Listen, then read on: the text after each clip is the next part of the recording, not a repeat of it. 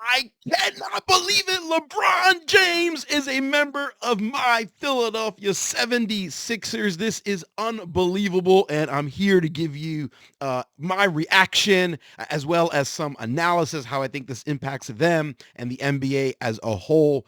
This is absolutely incredible. By the way, if you don't know me, my name is Kenny with WalterFootball.com and thecapisfake.com. You can check out more of our content and links in the description of this. But in this video, I want to focus mostly on LeBron James and the Philadelphia 76ers. This is unreal. I cannot believe it.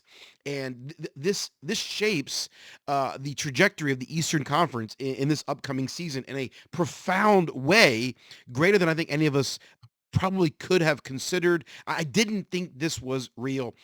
This morning, the Sixers betting odds to win the NBA title, according to FanDuel, was plus 2,200, which was the 25th best in the NBA. Of 30 teams, they were 25, which was in reality probably too low. They were probably underrated significantly in light of the Jaylen Brown trade that happened a few weeks ago.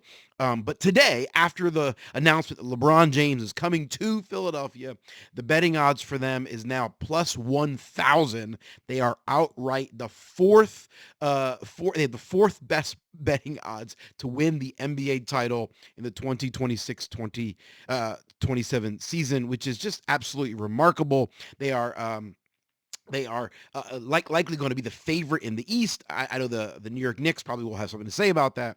But I think going forward, many people are going to be thinking that the Sixers are probably the favorite, if not, one of the favorites to win it all and to come out of the East. This is absolutely remarkable. What a big swing. You think about the course of events for the 76ers over the last several months, going from being sellers at the trade deadline to now this situation where they have the fourth best odds to win the title going into the 2026 season. I think this is not exaggerating. I don't think this is hyperbole, but I think we're going to look back on this moment and think this was one of the most incredible turnarounds or swings in terms of public perception of any team, certainly in recent history, maybe in all of NBA history. I mean, it's pretty remarkable. Think about where this team was at the trade deadline just a few months ago in the 2026 season, in the early 2026 year.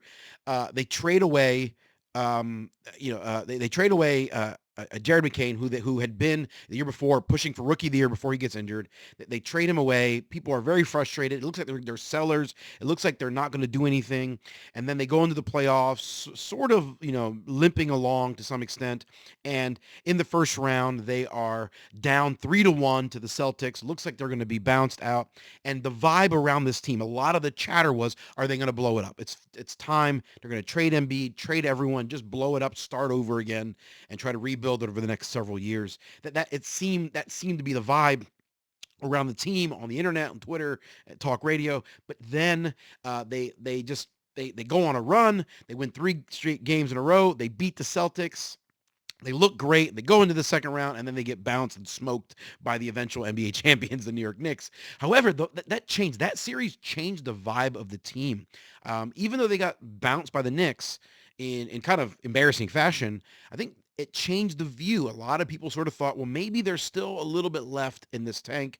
And then they pulled off the Jaylen Brown trade a couple weeks ago, which they gave up, Paul George and some draft capital, which I think was absolutely ridiculous. The consensus overall, everyone believes that the Sixers clearly won that trade by a significant margin. Jaylen Brown, a great young player, former NBA Finals MVP. What are they thinking? The Celtics trading him in the division to their rival, the Sixers, absolutely made no sense, that trade. But that trade sort of put them on the radar. Is okay, this team is going to be potentially better. Maybe there's still something left. I think that's what kind of from all the reports, grabs LeBron's attention. LeBron is also friends with Tyrese Maxey, who's just a great, fun player on the Sixers. They share representation, their sports agency. It looks like they just have a great friendship. LeBron talked about wanting to play with a Maxey. The Sixers also Also signed another free agent, Dean Wayne, Dean Wade, good defender, good front court player, was going to be in the rotation to be a starter. Probably now is just a backup. Now that LeBron will be there, but will be in the rotation. They also signed Anthony Simmons, who's a very good perimeter shooter. He'll be a nice piece off the bench. So they added some depth pieces there, and it just made them an attractive place to want to play. LeBron says yes, and now this makes them one of the favorites to win the NBA title going into the 2026-2027 season. No doubt. Health concerns are still there as LeBron gets older and Joel Embiid still struggles to stay healthy for any length of time over the last couple seasons. There are question marks here. How are they going to gel? How are they going to fit? Yes, yes, yes. However, there is no doubt this is a massive deal. LeBron James is still a very good player, and this totally changes the fortunes of the Philadelphia 76ers. What an incredible turnaround from where they were just 6 months ago. For those haters online saying LeBron's not as good as he once was, well, obviously, he's not as good as he once was. No one is once they're in their 40s, okay? That's the reality of it, okay? Save maybe Tom Brady. But this is he's still a very, very good player. Listen, last year, I got some of the stats in front of me. Last year, LeBron James played 60 games.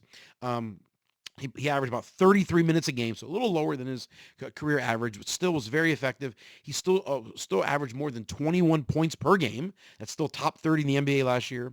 His offensive plus or minus was still in the top 20 of the NBA last year. He averaged 7.2 assists last year. That's top 10 in the NBA still. That's fantastic. Average over 6 rebounds a game. Still very good in that department. He was even better in the playoffs, actually. When you look at the 10 games the Lakers played in the playoffs this past season, he averaged over 23 points per game compared to 21 points in the regular season. His assists went up and his rebounds went up as well. He was averaging 6.1 rebounds. Now he was averaging in the regular season.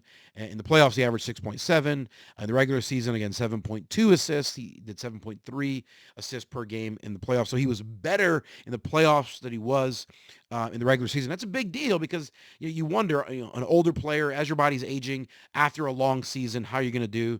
But it looks like the combination of some missed games and some load management allowed him to play even more efficiently in the playoffs than he did in the regular season. His true shooting percentage last year was 59.4%. That is a slight dip from his career average, which was just over 60%, but still is in the top 10% of the league. So his true shooting percentage still top 10% in the NBA last season. And he's still a good defender, not elite. He's not the lockdown guy he once was, certainly, but he's still pretty good. His overall defensive rating last year was 115, which is fine, not stellar, but still good.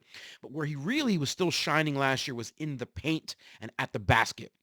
He was still one of the best defenders contending shots at the basket. Was very, very good. In fact, the year before, in the 2024-2025 season, he actually was one of the league leaders in percentage of shots defended at the basket. And in the playoffs of 2025, I know that was a year ago, he was actually the leader. He was defending at the basket better than any of the 7-footers in the NBA. And he still continued that into this past season, 2025-2026.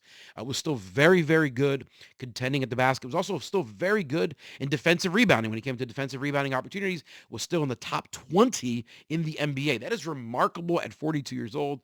Overall, according to basketballreference.com, using the value over replacement stat, he was the 28th best player in the NBA last year. 28th best overall player in the NBA in the 2025-2026 season. That's pretty much what my eye test is telling me. The eye test tells me that overall, he's not quite what he once was, certainly, but he's still a very, very good player on both sides of the court. Then you add to that what he brings to the table, what the Sixers are lacking in some ways.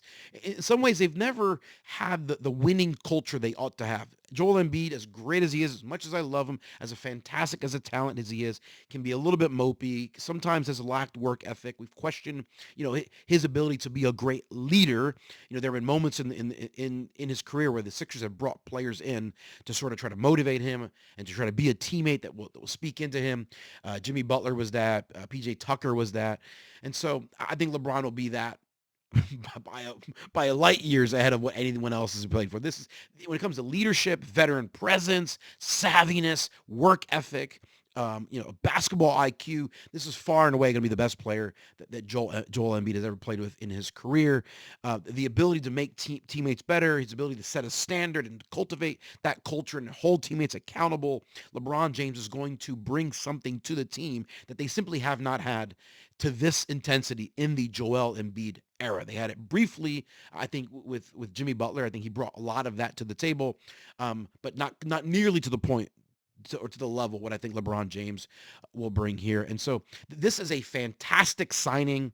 I think legitimately makes the 76ers a contender. I think if I were a betting man, which I'm not, but if I were, I'd be betting on them to come out of the East. Now, whether or not do I think they can beat the Spurs or the Thunder in a 7-game series? Obviously time will tell. That's a long ways away, but I think they are right there with the Knicks and the Raptors, if not better than them. Of course, the Raptor situation with the Kawhi Leonard trade in flux until the investigation with the NBA is over. That's kind of a weird situation, so we're not sure what's going to happen with Toronto. But assuming that the Kawhi Leonard trade goes through, he'll be, the Raptors will be good and they'll be there. But I think the Sixers are just a clear better team than them at this point. The fact that they got LeBron James to sign a 2-year deal for only $8 million, that's a remarkable, it's the biggest bargain deal in maybe all of sports right now. And just what a deal. If you are a Sixers fan, you should be excited about this. If you are a Sixers hater or LeBron hater, you should be really angry about this.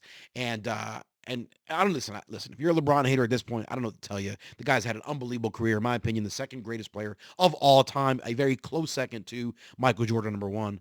LeBron James is awesome. People hate him for no apparent reason, and I don't get it. Let me tell you here,